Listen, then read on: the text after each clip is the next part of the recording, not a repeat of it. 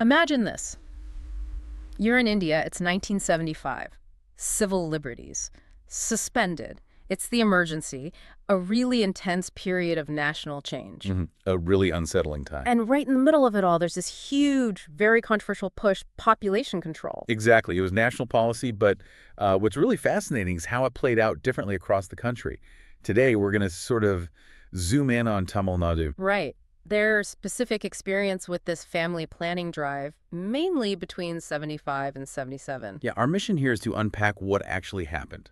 Look at the surprising facts. Maybe get behind the numbers to the human stories, And grapple with those ethical questions, because when a state tries to control population, well, it gets complicated fast. It really does. You'll see how this national effort had very specific local flavors, some quite distinct from what was happening elsewhere. Okay, so we've set the stage. Let's get into the numbers first, because honestly, they're what initially grabbed our attention. They paint a really startling picture. Startling is a good word. The target set for vasectomies in Tamil Nadu, they were just mind-boggling. Can you even wrap your head around it? Being told your state needs to perform, over 200,000 of these procedures in 1 year? It sounds almost like fiction, doesn't it? A massive undertaking. But here's the kicker. They didn't just meet these massive targets. No, not at all. They blew past them, which is, both impressive from a purely administrative view, but also deeply unsettling when you think about it. Okay, give us the specifics. So for 1975-76, the target was 211,300 vasectomies. Seems huge already. Yeah. But the records show they actually performed 270,691. Wow. That's more than 60,000 over the target. Over 60,000, yes. And it didn't stop there. The next year, 76-77, the target started at an already massive 500,000. 500,000. 500,000. Then they actually raised it midstream to 600,000. They raised it. Good grief. And even then, they reported 569,756 ovectomies by the end of that period. Almost hitting the revised higher target. It paints this picture of just relentless pressure, doesn't it? A system in overdrive. Absolutely. But, connecting this back, these numbers, this success, on paper, it came at a real human cost. We can't ignore that. What do you mean specifically? Well, we found records mentioning 90 reported deaths following sterilization procedures during this exact time frame. 90 deaths. 90. And you have to pause and think. Each one of those numbers was a person.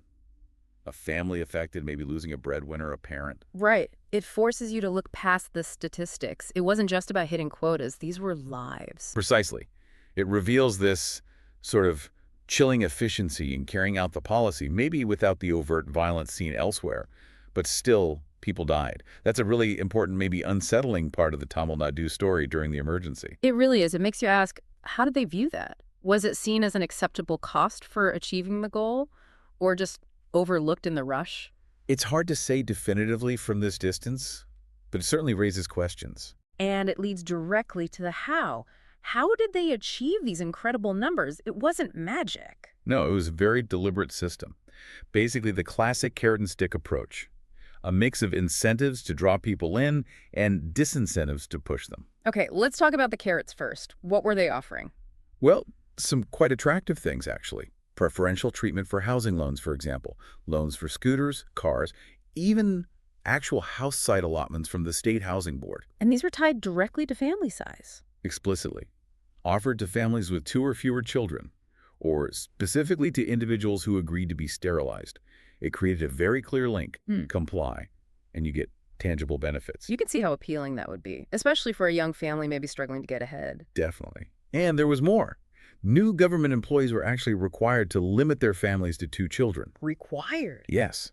And they had to submit annual statements declaring their family size. Your family planning status became part of your official record. That feels incredibly intrusive, like Big Brother watching your family grow or not grow. It shows the extent of state control they were aiming for during that period, deep into personal lives. Okay, so those are the carrots. What about the sticks, the disincentives? They were pretty clear, too. An order came out September 17th, 1976. It basically restricted medical benefits and maternity benefits for government employees with more than 3 children. So larger families would lose out on essential support. That was the idea. It put direct financial and health pressure on those families, a real squeeze. And what's telling about that specific order?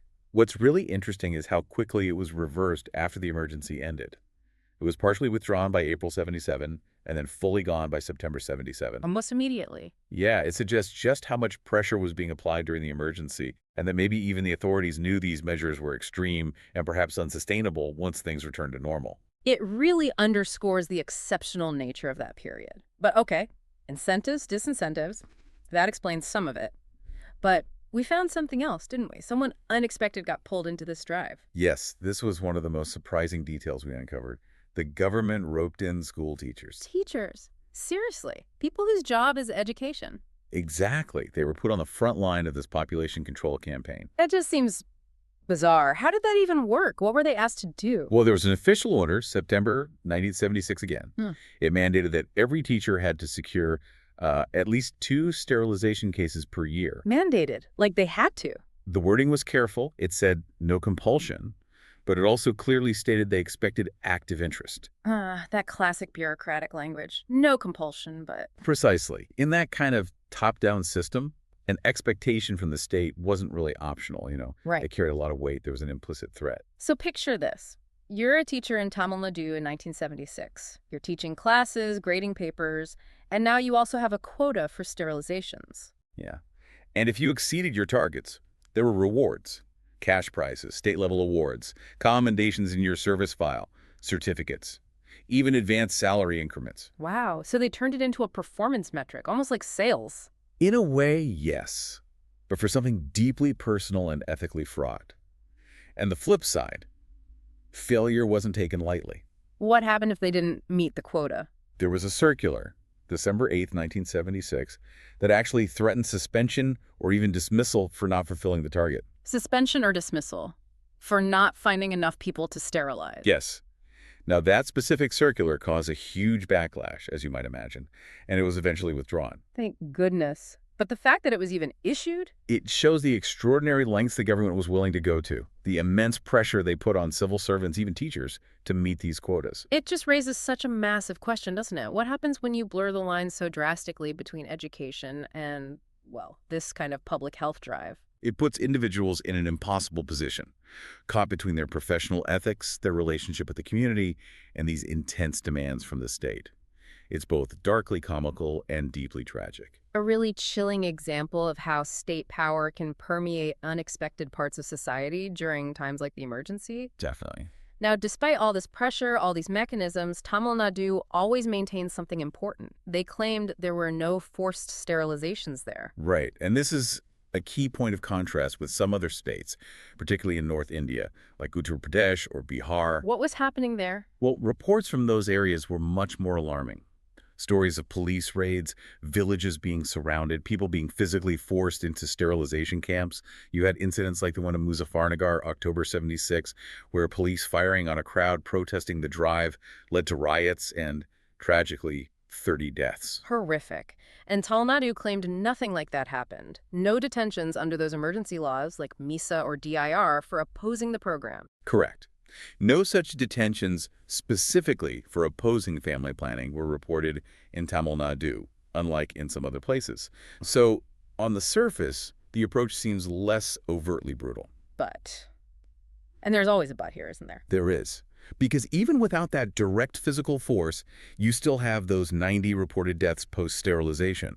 That alone tells you the risks were real, regardless of consent. And it makes you question the nature of that consent. How truly voluntary could it be when the incentives were so high or the disincentives so potentially damaging? It borders on coercion, even if it's not physical force. That's the ethical gray area. And then there's the issue of data, or rather the lack of it. What's missing? We consistently couldn't find clear data on who exactly was being sterilized. Were unmarried people included, people who already had 2 or fewer children, people over the age of 55 who weren't typically the target demographic. So we don't know if vulnerable groups or people technically outside the policy's main focus were swept up in the drive. Exactly. The absence of that specific data is concerning. It makes it impossible to fully verify if the procedures were always appropriate or genuinely voluntary, even by the standards of the time. Why hide or not collect that information? It raises flags. So it's a complex picture. Tamil Nadu's approach might have seemed less overtly brutal than elsewhere, but it definitely wasn't clean.